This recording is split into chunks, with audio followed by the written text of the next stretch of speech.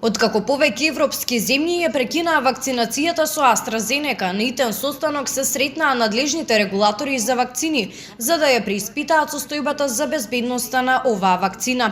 Европскиот регулатор за лекови ЕМА вчера во јавноста ги пласираше извештаите во кои се вели дека вакцината на Оксфорд AstraZeneca против COVID-19 е безбедна.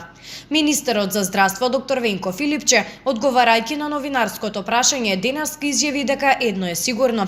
Од Ковакс механизмот првите вакцини што ќе пристигнат во земјата се оние на AstraZeneca, а можеби и први во земјата што се очекуваат доколку не пристигнат нарачаните 200.000 дози на кинескиот производител Sinopharm. И додаде дека доколку е потребно веднаш штом ќе стигнат вакцините на AstraZeneca, прв ќе прими дозата на вакцината за да го увери населението дека во земјата пристигнуваат само безбедни вакцини. И имајќи предвид дека гледаме сега дека навистина скепсата е најголема во однос на таа вакцина, да, дефинитивно. Состојбата во земјата е алармантна. Македонија се соочува со третиот силен бран на вирусот. Од Комисијата за заразни болести велат дека ќе следат состојбата до понеделник, за да видат каков ефект ќе даде сегашниот полициски час. Филипче вели дека имал веќе ефект со оглед на денешната статистика на ново заразени, за која најави дека е под 1000 лица.